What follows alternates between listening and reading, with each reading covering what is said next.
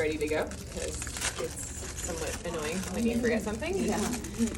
So with the vet wrap, it's always really tightly adhered and rolled really tight, so you want to unroll all the way for however much you're going to be using, and then just kind of lightly re-roll it so you're not pulling it too tight when you're actually wrapping their leg. If you accidentally get it too tight, it can be very bad because it cuts off their circulation, which I'm sure you guys have seen when owners accidentally try to bandage. You always want to tell owners to watch their toes if their toes are out. Their toes should normally be, touching, no swelling, even when the bandage is on. If they're starting to notice that their toes are separating or looking swollen, then it means that their circulation's probably decreased or compromised, and so they need to come in.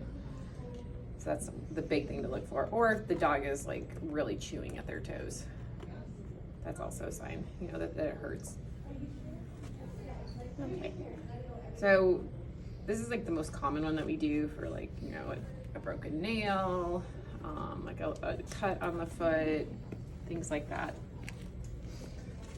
And so you have your telfa. Some of our telfas have like the adhesive on it like this. You don't have to use it though. Where are those located at? So all the bandaging stuff is in here for the most part. There's some more other like backup stuff in surgery, but this is just the adhesive. So you can use ones like this. You don't have to use the adhesive at all. But let's pretend Charlotte has something right there. No, So. she's like, I'm in so much pain. Oh goodness. Oh, Mama. Oh no. And so these stirrups are actually pretty short for her, but I'm just gonna do a short bandage. Typically I do want to go over here, but I don't want to use too much bandage material just as a demo. So your stirrups are what's going to keep your bandage from slipping. And so they go directly on their skin. And you usually do have to have someone holding their leg for you, but this is Charlotte, so. And she's perfect. And so your first layer is the white, and this is what's called soft cling. And so this is what's going to hold our tape stirrups in place, as well as the telfa pad. And it's conforming, and you can actually stretch it, but you don't want to stretch it too much because again, you can get it too tight. And so I just go down past the telfa and then go back up again. So it's a total of 2 layers.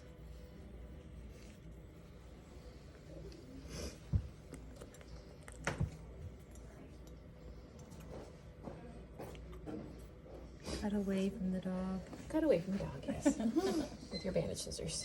Now this is what's called cast padding, and it comes in different sizes too. This one, the soft cling, I'd cut in half because some of ours are that long. This is a 2-inch. We also have 3-inch. So again, I start just above the layer I just did.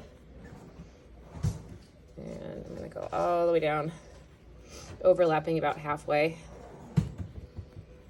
And try to get it as consistent as possible, going all the way down and around. And then back up again.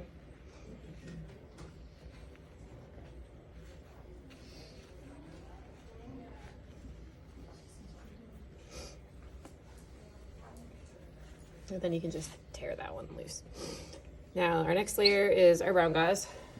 And this is kind of what gives the bandage some more support. It's not as stretchy as the white gauze. And this one I just roll on too, again. And I start this one a little bit lower than the cast padding. And again, I just go all the way down to almost the end and then all the way back up again.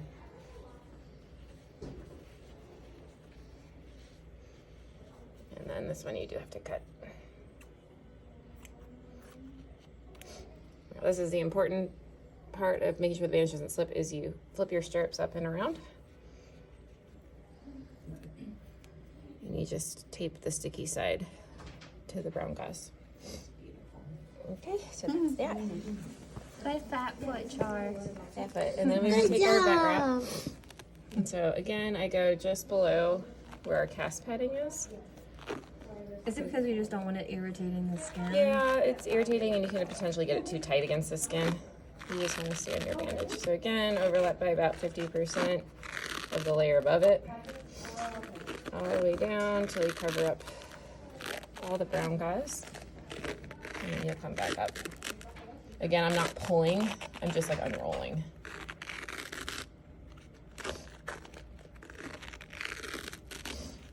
And then you can,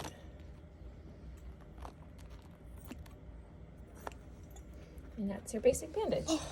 Good job, Good job. And then it's okay.